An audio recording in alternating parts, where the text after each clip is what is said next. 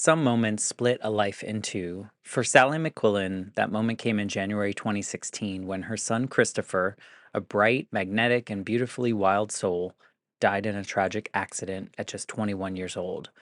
In our conversation, Sally opens her heart about love, loss, and the way she's chosen to keep going, carrying Christopher's light forward while finding her own. This is a story about holding grief and gratitude in the same hands and what it means to keep your heart open even when it aches. There were a bunch of guys up there, and four of them, including Christopher, decided to get into a canoe on a frozen lake, and none of them survived that decision. So it's excruciating. I'm Matt Gilhooly, and this is The Life Shift, candid conversations about the pivotal moments that have changed lives forever.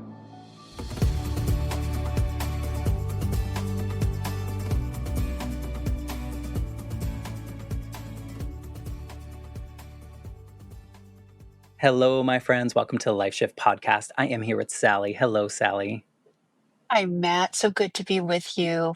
Well, thank you for wanting to be a part of the Life Shift podcast. This is a journey that I never knew that I needed, and it has been such a, I guess pleasure is the right word, but it also sounds wrong because of some of the stories that I'm holding, but such a pleasure to be able to connect with people that I probably never ever would have bumped into in the world and have these deep, meaningful conversations and see how much we have in common, despite the fact that our stories are wildly different. So, thank you for just wanting to be a part of it.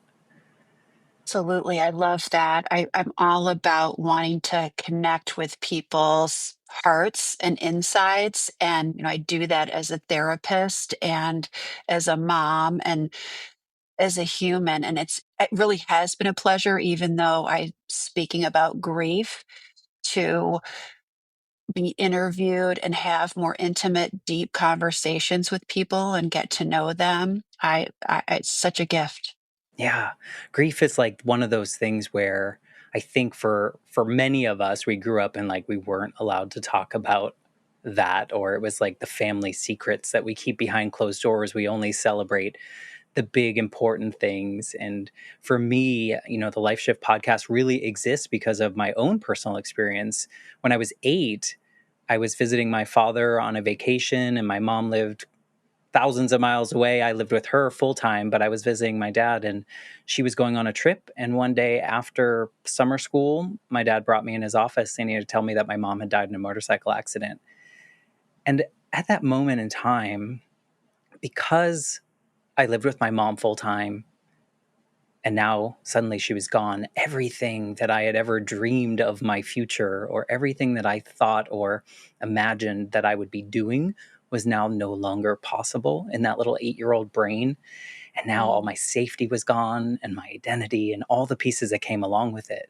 And I say that because at the time, nobody was talking about these things. And so I just pushed it all down. And this 8-year-old trying to exist in the world, not talking about his grief, not talking to anyone about anything, trying to figure out how do I get over it. And it took me about 20 plus years to kind of go through the grief journey of losing my mother. And once I was able to start talking about it, now I can't shut up about it because I think it's so important, right? Like it's just part of the human experience, unfortunately, but also fortunately, because I mean, it's really taught me a lot. So I don't know if you feel the same about your grief journeys. I very much do. Oh, there have been so many gifts. And when my son Christopher died over 9 years ago now, I felt very much the way that you described feeling the trauma of my life shifting. It, it's sort of akin to when Christopher, who was my firstborn, was about 4 and my daughter was 2. We had lightning strike the tree next to our house, and our home, the attic, caught fire. And it was pretty, it was sort of like the scene in a movie where all of a sudden we're racing out the door in, this rainstorm, and I've got two babies in my arms, and we're smelling smoke, and we ended up having to move out of our house for like 5 months while it was, being put back together after being, rescued from the fire. And lo and behold, someone reported to me that across the street, like, maybe I want to say 200, 500 yards away, were these shavings from the tree that had been hit by lightning. And that was sort of how I experienced, I felt like when I was informed that my son had died, it was like my heart had just been hit by lightning. And I felt completely eviscerated. And there's something about an experience where we are broken open in that way that is both excruciating and beautiful at the same time. Yeah, and it's like so hard to say, and I'm so sorry for your loss, and I know we're going to get into that and how that really changed things for you. But I want to set the scene a little bit. I think that these experiences and sharing them are so important because I don't know if you felt this way, but when we're in these moments, these really hard moments that we're describing, it feels like we're the only person that's ever experienced that, and no one could understand. And we know logically that we're not, but it feels so isolating. And so I always think this podcast like finds the right ears where someone's listening and they're going through something and they're like, oh, I'm not alone in this. I did feel and have felt, I was a little girl who always felt things deeply with a certain degree of sensitivity. And that meant, now it's interesting as a therapist who helps people who may be struggling with depression recognize what some of those symptoms really, how to articulate what that experience is for themselves. And it's inevitably you feel alone. And so as a little girl who had some degree of sadness, I imagined that no one else knew what this was like, to be, and I think that even persists, now into my 60s. And when I was writing this, I think there was a certain impetus to try to explain from the inside out what it what it feels like to be me and to be feeling these things deeply. And there was a yearning for the connection that you describe, because there's certain, like this, losing a child and losing a parent is highly alienating, especially like, you mentioned in the 80s, and even now in the, in 2025, we still have so far to go to be able to broach the subject of death and grief in such a way that people's first instinct isn't to run from it.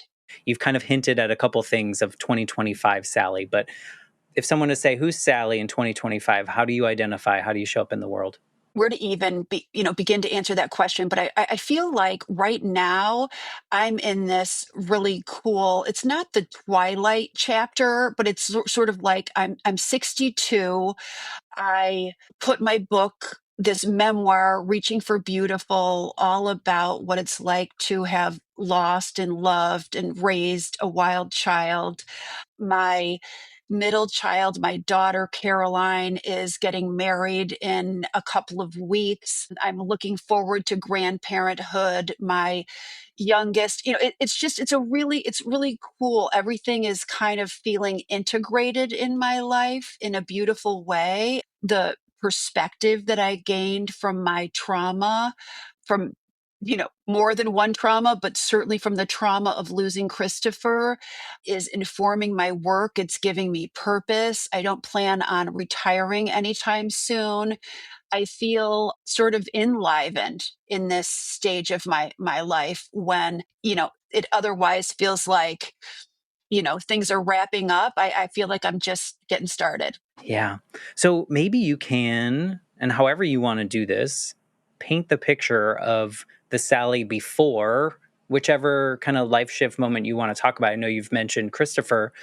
If that's where you want to start, wherever you feel most comfortable to start sharing your story, the before version of you. So I grew up as the daughter of an alcoholic and a child of divorce, and I was the oldest child and the only girl. And it turned out that my father didn't know what to do with a girl. You know, I've said this at various times more recently, and my brothers have corrected me. I've said, he didn't really love me, but the truth is, I think that he didn't have the capacity for great love, and so his capacity was very limited, and he did the best he could, right? But he was very much compromised by his addiction. And so that is a thread through my story, my life story, and it's a thread in the story of Reaching for Beautiful as well. I ended up, and I do credit my father with this, I ended up getting sober at the age of 25. And that opened up the beginnings of a spiritual life where I began to have the opportunity to find answers for so many life questions that I I didn't have I just didn't have answers for. And having a volatile father like mine sort of set the stage for becoming a fearful, sad little girl. And I also think genes play a role in all of this, nature, nurture. But I then, after getting sober at 25, met a man who was also sober, and we became best friends and got married and went on to have children.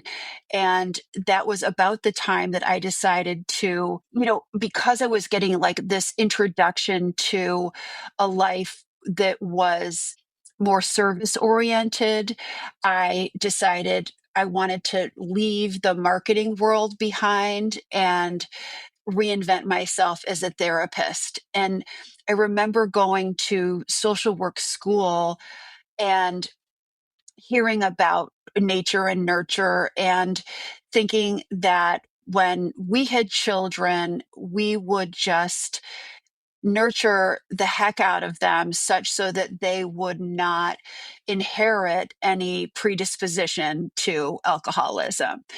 Well, I was naive and didn't appreciate that. It turns out if you do have two parents with any alcoholic genes, you are up to 8 times as likely, to develop addiction. And so there was no amount of loving my children so much that I could offset their proclivities. And so with Christopher, raising him was challenging because he was, again, not only did he inherit our alcoholism, but he inherited a recklessness and a wildness and a free spiritedness that both his parents possess. And he also had attention deficit, which at that time we didn't know, and it sort of seemed like that's my path when I was finally diagnosed with depression and anxiety. It was so funny because I'd probably been depressed and anxious all my life, but had never had words for it. And I thought, wow, this has been true for so long, and I was sort of on the cutting edge of beginning to talk about it. I felt sort of like a guinea pig as a mother for somebody who a child that was different, that was hard to control, that didn't sit still. And so there was this feature of my life of sort of being always feeling different, and like we talked about earlier, feeling a little alone in my differences because people weren't yet, just like you, people weren't yet talking about these things. There was not, there weren't conversations being held. I think when my parents got divorced, we were the only ones I knew where that had happened, you know? So I feel like that's just been my path. And I remember when I was in college and very, wild and partying and thinking in terms of, the 1980s as being sort of the last of the extra wild children, although my son later proved me wrong. But, I think it's just been an interesting position to be in, that there have been different pivotal moments where I've been facing challenges sort of out ahead of things and feeling like I don't know where to turn. I don't know if that pulled it through, but No, I think what's important is all the things that you talked about are things that I think society used to, probably still does in some cases, assign some kind of shame to where there shouldn't be. yes, And so many of us grew up in this where whatever we were addressing in our own self, whether that was some kind of attention deficit or whatever it may be, we assume that we should be shameful about it and not talk about it, when in reality, we're probably not the only ones that feel this way. You were probably not the only parent going through something similar with a child like Christopher. And the more we're able to talk like we do now, hopefully people don't have to feel like so isolated and alone. But at the same time, hearing your story, it's like you had these really challenging moments, and for some reason, and maybe you have more insight into this, you chose to change it. For instance, getting sober. Like that's a big decision. It's probably very easy to continue down a road of drinking and having a wild time while you're doing it, right? So there's got to be something deep within you that's causing these changes. Have you kind of identified why you make these bigger moves? that's such an interesting way of framing it. I remember when I did have the opportunity to stop drinking and got really lucky that I was able to do so, because it was extremely challenging to change my life entirely. And that meant not spending time with so many people that were Right? dear friends. And even today, I was just recently talking to somebody about, I have some friends that I partied with, right out of college, that I had to part ways with, and we've maintained a connection, but regrettably, we can't have as much of a connection as I would like because their lifestyle is different than mine. And truth is, I would love to be going to one of my old friend's daughter's weddings this weekend, but I'm sure she would have thought, oh, Sally would not be interested in coming because it's going to be kind of, there's going to be a lot of alcohol being served, and so there is some loss around having, you know entered into a new way of living. It's funny, it's very analogous, and I think maybe that's why this is coming up in this interview. Getting sober and losing a child are two incredibly, like, pivotal platforms where there's a lot of loss. You're letting go, and then you're sort of taking a plunge. You've got to have faith to be able to survive them. Yeah. I think to add to that, I think from the human side, there's a lot of choice that comes in both of those. And hear me out. Obviously, when someone dies, we don't necessarily have a choice there, but we do have a choice of how we move through and what we do after, and how we become a different version of ourselves.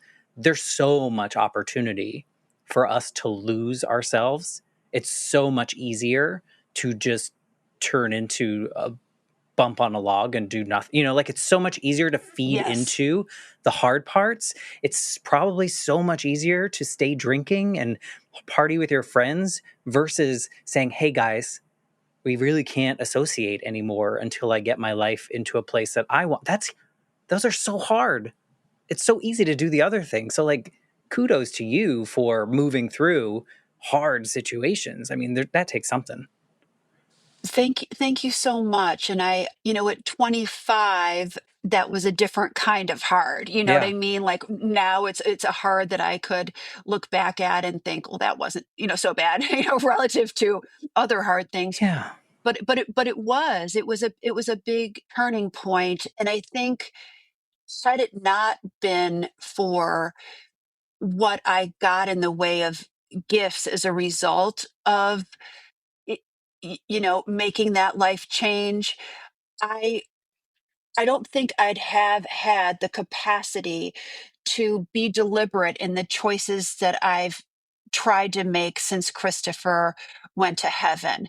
So I think I, certainly I need to be really open with, especially if there are any other grieving parents listening, that I don't know if there is a grieving parent who doesn't struggle to survive, who doesn't at some point during the course of their grieving period ask themselves if they, y- you know, think they might want to die themselves. And part of what helped make it possible to survive this grave loss is to be very deliberate in my decision making, to not allow myself to fall into the trap of self pity for too long, to move in the direction of gratitude, to not fall into the trap of any number of things that we as humans will. And I had already these pre existing tools to help me move beyond them. There's nothing harder that I've ever known or faced. And I think being a therapist too, it was like time to practice what I preach, and Does that make it apply some harder? things to myself. Um, only a little bit. It makes it harder from the standpoint of having high standards for myself, holding myself to high standards. But I think everything is about sort of bringing more consciousness to, like, for example, what I thought was strong, what I would have thought was strong before I got sober and recognized that it took strength to recognize that I was actually powerlessness and didn't have any control once I picked up a drink. It took strength to be more vulnerable in allowing grief to have more of its way with me, because I would have thought that that was weak. Instead of, everything needs to be flipped on its head, it feels like, in moving through great loss and moving through great challenge. It feels like, oh, wait a minute. As a human, I'm inclined to think of, you know, oh, I've been hurt and devastated. I'm gonna close up my heart now. I'm gonna not risk being loving. Yeah. That's the easy route. And right? And again, it's just this, it's exactly what we've cited from the beginning. It's like I can take the I can take the easy road. I'd had enough experience making a choice of the harder road, recognizing that there was some long-term gain. Before that, I was all about short-term gain. Yeah, I can tell you from personal experience. I mean, grieving or pushing down or avoiding or just being oblivious to how to grieve properly for more than 2 decades, it was the easy route, but it was hard. Like it was probably Oh, just as hard as moving through because then I got to early 30s and I kind of started unlocking things and kind of processing it appropriately. And for me, it became compounded grief because what happened is I would now actively grieving the loss, but also now I'm grieving all the things I didn't do because I didn't grieve. So, as hard as yes. those if I to be fair, no one around me had the tools. I didn't have the tools. We didn't know what we were doing. So I No. couldn't really actively choose to figure it out. I was too young. But Yes. had I been introduced to any of that, maybe at 9 years old, 10 years old, the whole life would be different. We probably wouldn't be talking right now. So, like as easy as the route is to avoid and shrink and those things, it also makes everything really hard, You're later down the so line. right. You're So, so right. It really does, and it's human instinct. Like none of us want to touch into that kind of pain. We want to do everything in our power to avoid it.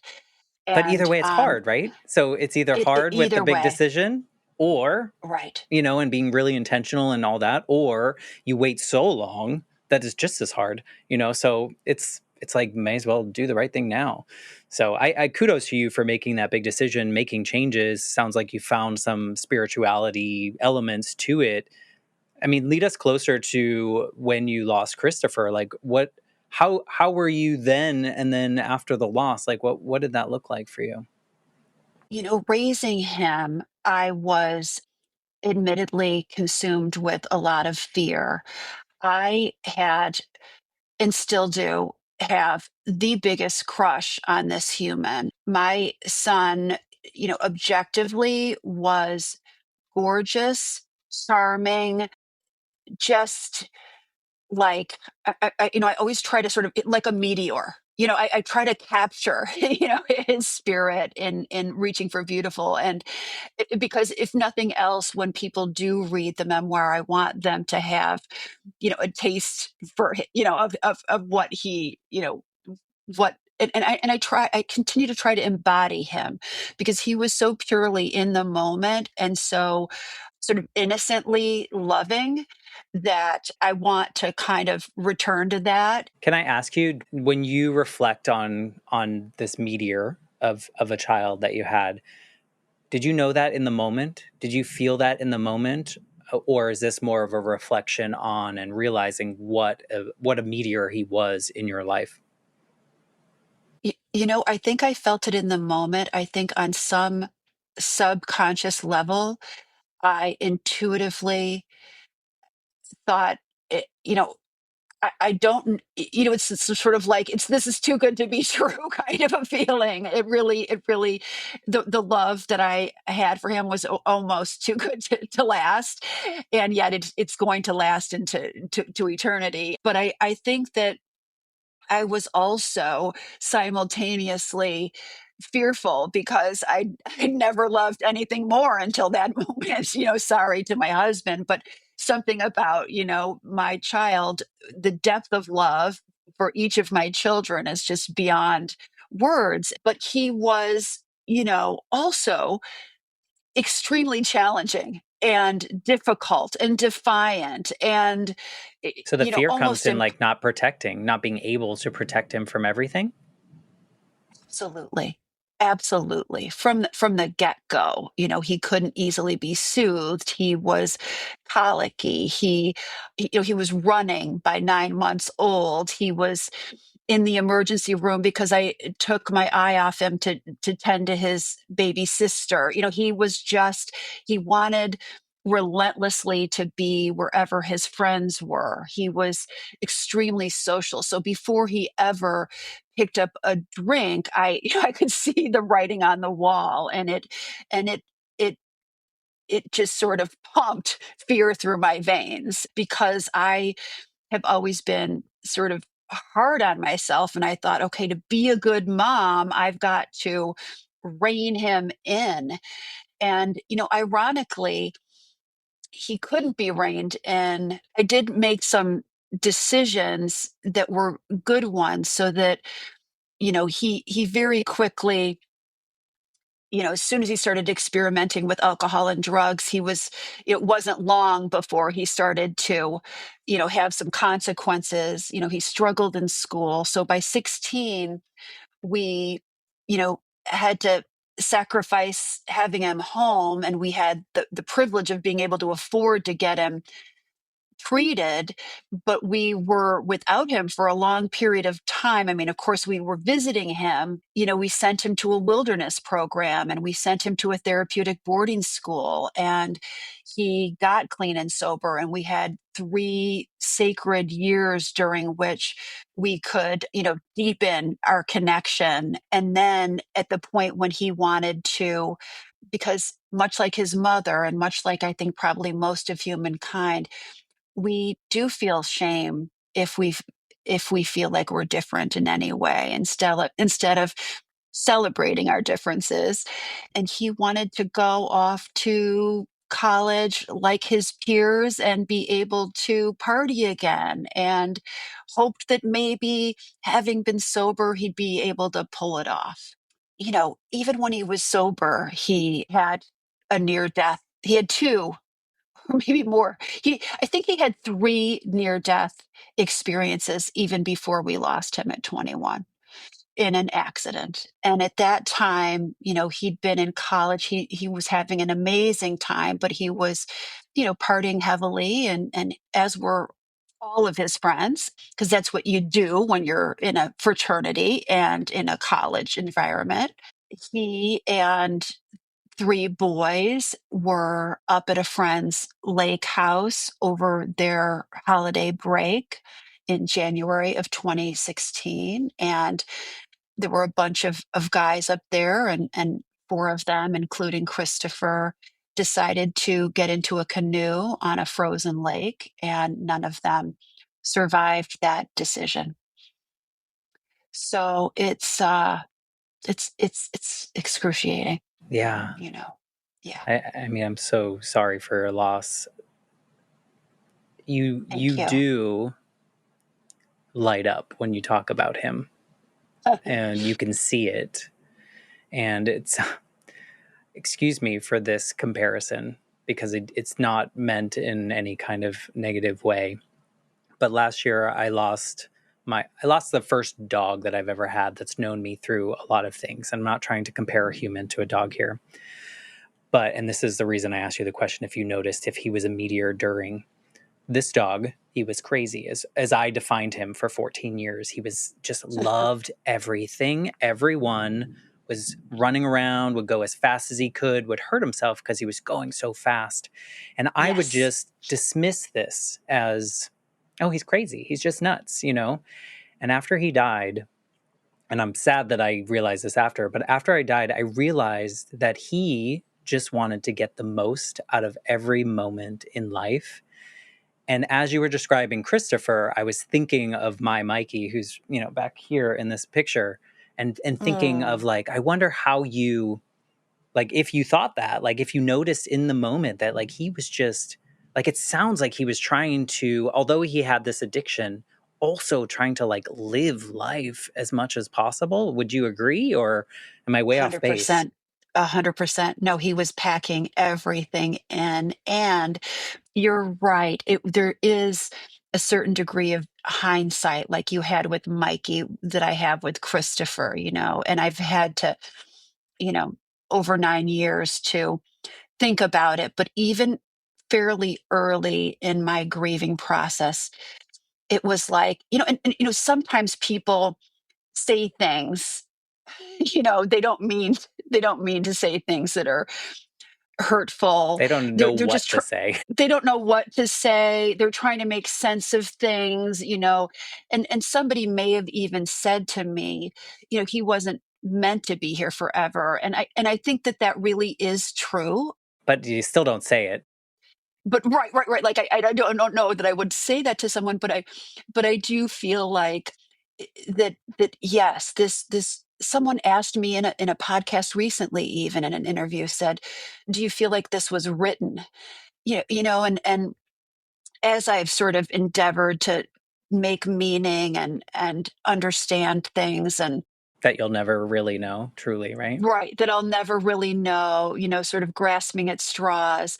Various people have talked about different exit points. And, I mean, the fact that he passed at 21, it just feels like he was so youthful. Like, I can't, even though one of the ways that has given me so much solace, one of the best things that has given me a means to survive this is loving any number of his friends. And many of them they're getting married, they're having babies. Christopher would be 31 today. But I can't, even in as much as, of course, I could say, I wish he were here and doing that, because it's what I know he wanted, to be a father and a husband. But I also, yeah, he is indeed forever 21. Hmm. Yeah. Speaking of the people saying things, I mean, my mom was 32 when she died, and Oh, I oh. was 8. And, you're at the mass or whatever, and people are coming up to you and they're saying the most ridiculous of things, meaning well, I think, but like, she completed her time here on earth, or her task here on earth, or she's in a better place. And I'm 8. Like, just a note to Yeah. anyone listening, please don't say those things to like a little kid or an adult, really. Just be there. Say you're there. If you need anything, let me know. If you need to talk, let me know. Like those are the things that we need to Exactly. hear. It's so true and it's so hard. And I myself have formerly made mistakes and still sometimes don't have the right words or know what to say. And there are no right words. But, we were speaking about the healing power of connection and feeling less alone. And so, whenever, if anyone has been in this situation, and not known what to do, there's going to be another chance to get it, to do it better. And to do it better only means just sort of dipping in with a little bit of compassion, a little bit of empathy, a little bit of, oh, this must be hurting so deeply, and I'm here. Yeah. We really It's, love those acknowledgments, right?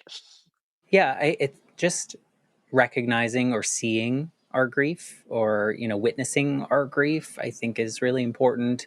And just being there, and letting the person know that you're there. That's all I can do. That's all I know I can show up for, is like, hey, I don't exactly know what you're feeling right now, but I've been through something similar. So if there's ever a time you want to talk about anything, like, we can talk, we can laugh, we can do all the things. We don't have to be sad all the time.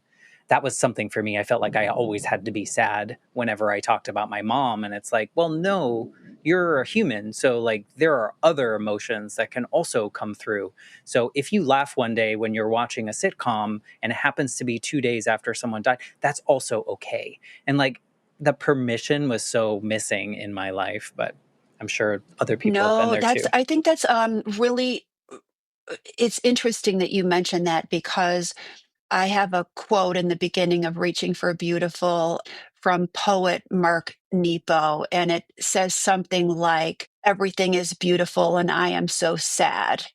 It sort of is designed to get to the fact that, and it wasn't until grieving Christopher that I even recognized that there could be so many divergent, simultaneous emotions all at once.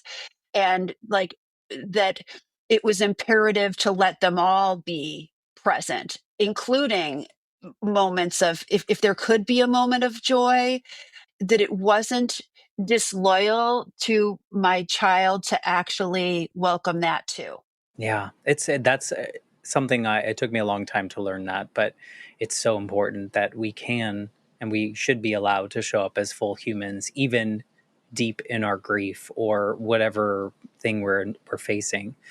I'm curious, and you don't have to go back to this moment if you don't want to, but when you found out that Christopher had passed, what is life like at that moment for you? Like, is that a I've totally blacked out and I can't remember? Is that something that you vividly remember? I vividly remember it. It was a lot like free falling into it sounds so trite, but it's like you really lose the, like, people talk about, you lose the ground beneath your feet. I felt as if I lost the ground beneath my feet. Like, I felt like my world was rocked and I was free falling. And I It doesn't was sound in trite, by the shock. way. It's sort of like the words that we, sort of like that, you know, that maybe sound Until you've gone through it, right. you don't understand it. And I bet a lot of people Yeah. understand that feeling, unfortunately. As a mother, I was especially traumatized by imagining that my child may have been afraid or imagining that he may have suffered in any way. And then that I couldn't be there. And I write about this, but I, so he was reported missing at first. And I knew, I knew then that he had died, but I couldn't catch up to it. I was bargaining, and, my husband went to go find out what had happened, driving up to Wisconsin from Illinois. I was, I was foxhole praying it. I was like, God, tell you what, take me, take me. I, because I obviously had some sort of premonition, and I just knew.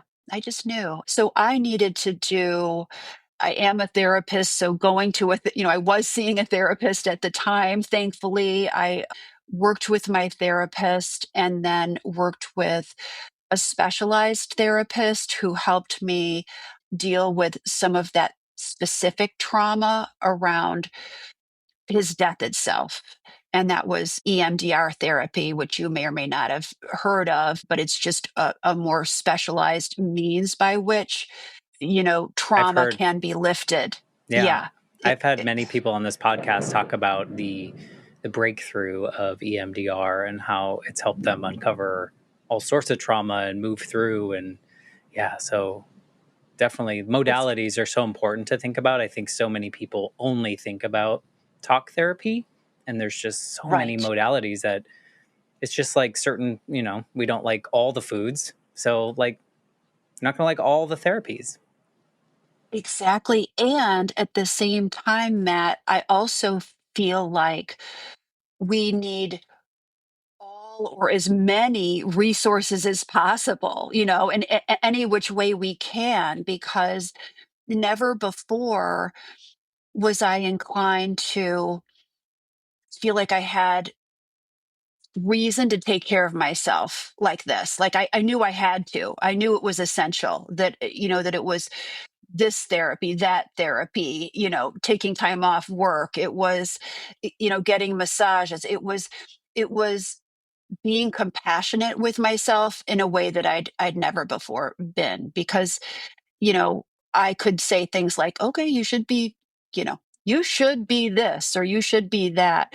But, that was a kind of cruelty that I couldn't afford to, of course, I still humanly fall into that.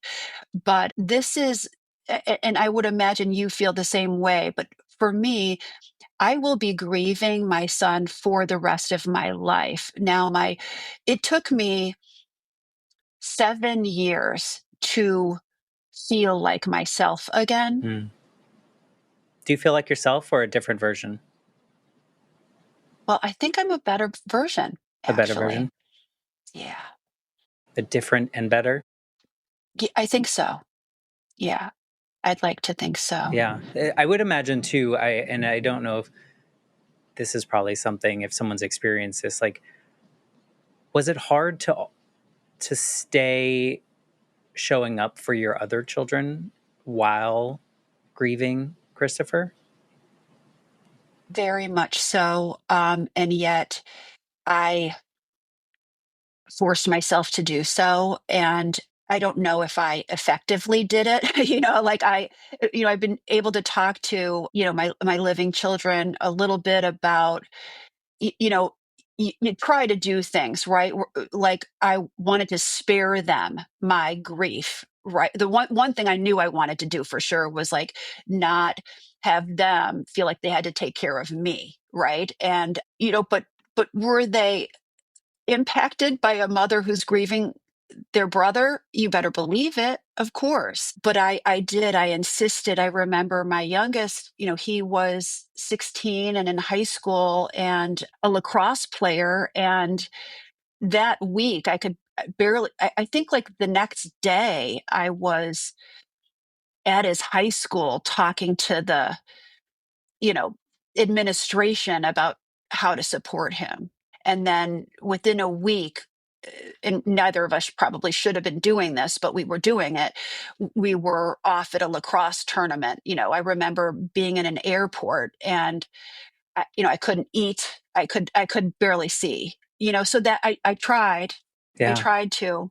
Yeah. That's, I mean, it's really challenging because I think we want to be this, or we want to protect the people that are still here with us, but we also want to honor the person that's gone. And how do we do it all? And we can't do it all perfectly. And guess what? That's also okay, because we are flawed human beings that need to exist in this world and move through it.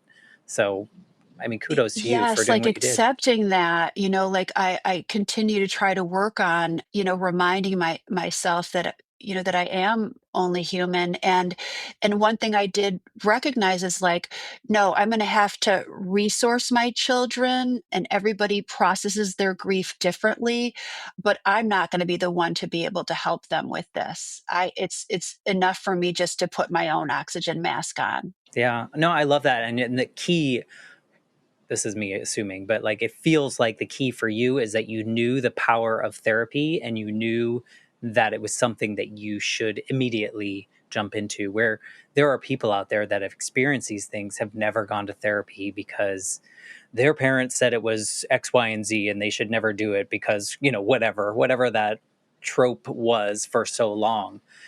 And you had that key, and that key not only helped kind of start to open the door for you, but then it allowed you to know full well that your kids might need a different version of it, or whatever that may be. And I think there's something Right, or beautiful might, yeah, about yeah. I that. mean, again, might right. One of my children was like reluctant to, and just sort of like accepting, and that helped me in my marriage very, very much. It's like this was a shared anguish, and we were going to cope with it differently and just sort of respect our differences and our pace and our ways. And then That's beautiful. I think, yeah, like I got to benefit a little bit from certain things, and I've spoken about this. Like I would have, curled up in a ball gladly, but my husband needed to be out and about. And so there were certain things that, we could influence one another, I think Yeah. favorably. And, Yeah. and, You and so help that him slow helped. down, and he helps you step into the world a little bit. And no, I Exactly. mean, the experience that you had, I would imagine that there's a high percentage of marriages that don't succeed. I think it is. It's pretty high when a couple loses a child. I've read, statistics that aren't very favorable, and we knew we were up against that, and that Work? it took that, yeah, it took work. It did. Yeah. It took work. And then also even just this, like, that appreciation for the very thing that I said about my children, which was just sort of like, I love you and I'm sorry that you're hurting, but I don't have any bandwidth for anything exceeding my own grief. So you're going to have to find comfort elsewhere, Yeah, that's an awareness piece that I think that sometimes we put on, like we have to be a savior in all aspects, especially mothers. I feel like you all often, bear the Yeah. brunt of the work, and it's something beautiful to hear and give permission to other people, mothers, parents, individuals out there, that like that acknowledgement and saying it out loud to someone, there's so much power and strength in that, in my opinion, to admit that, like, I can't. I can barely take care of myself. Let me help you find someone that can, or let me let you know that I just can't do it right now. Otherwise, I'm going to be n- left with nothing, And I think there's such strength and beauty in that. Exactly. I couldn't agree more. It's again that opposite day of actually, instead of, spreading oneself that thin. You know, you're so physiologically, emotionally, every which way. You're not at, you know, you're at about 0%. You know, there's just not a lot here to give, you know, but over time, yeah. No, I mean, there's so much power in moving through grief. And in your case, you mentioned, that you will be grieving him in whatever way that looks like for the rest of your life. It might not be as intense as day one all the time. It might be, and that's how that goes. And in my case, it's different. And I only knew my mom for 8 years, and therefore I Yeah. don't really know my mom. And so for me, Right. more of my grieving process and when I kind of felt the the door close on that was the grief of all the things that I didn't have with a mother Yes. figure around. And so once I kind of worked my way through that, it feels like I recognize her. She was my mother. She's more of an idea at this point, and I Mm. celebrate her. And I Yes. was telling someone the other day, it's Yes. like my grief with her is like the sweater in the closet that sometimes I will put on, but I'm not always looking Yes. at it. I'm not always wearing it. I live in Florida, so I don't wear it very often. Right, It's a little right. different. No, I do believe, yeah, it's different and similar in that the nature of grief is that it ebbs and it flows, and that we also integrate it, and your life has grown to be, you know, so much bigger, but there is a space within you that honors her, you know, what you share. And it's interesting for me because with Christopher, and I think, like, had it been the other way around with, you know, like your mother losing you, it's almost like I have to, he's a part of me, Yeah. you know? Yeah. Yeah. And I sort of, I actually feel like your mother is a part of you, but you know, it might be less. I think she would see the value in this space where now, because of that loss, because of screwing up so much in my grief journey, I now get to talk to people about these really hard personal moments, some really positive moments as well in other stories. But and just have the space where two humans can come together. We're not trying to solve anything. We're not trying to teach anyone anything. We're just listening to each other. We're just here and absorbing each other's story. And so I think my mom would really appreciate that in the connection that her story created for me in this way. So that's what I would say. There's no doubt. No doubt in my mind. I certainly feel that's true. And I love it. I love, yeah, I know that our loved ones in spirit want nothing more than for Yeah, us to lead very fulfilling, purposeful, joyful lives. I sure hope so. I like to kind of wrap up these conversations with a question. And, it's an impossible question. And it's probably one you thought about because you're a therapist. But this version, Sally, August 2025, although this will come out probably in October, but August 2025, Sally, you could talk to the Sally that was kind of foxholing, kind of bargaining, trying to negotiate something different. But is there anything that you'd want to say to her or be with her and say something? Yes, I love it. I I want to say you will be, Christopher will have taught you even more. There will be um, more light that enters in to your life than you could fathom.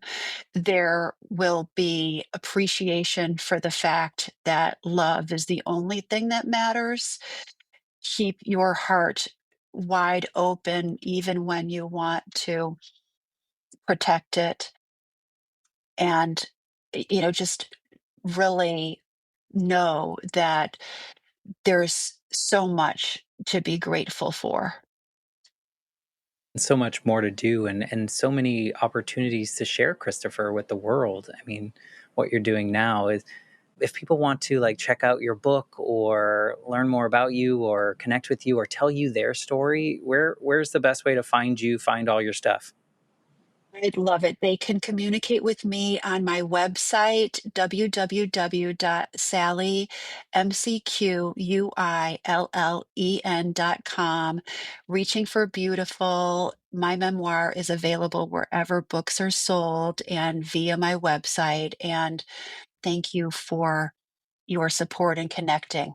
Of course. If how are you feeling if someone's like, "Hey, I heard your story, Sally, really resonated with this particular part. I want to tell you." Are you okay with people reaching out to you in that way? I really am. I'm all about that. I'm all about connection any which way, deep conversation, you better believe it. Awesome. Well, I encourage anyone listening now, if anything that Sally said, your story might be different, but she might have said something that resonates with you or connects with you in a way in part of your journey. Please reach out to her. I think that's how we make this world a better place is by connecting with each other, listening to each other, telling each other our stories. The more that we can connect, I think the better we will be. So please do that. And I'd like to say thank you, Sally, for joining me today. And thank you all for listening. I will be back next week with a brand new episode. Thanks again, Sally. You bet.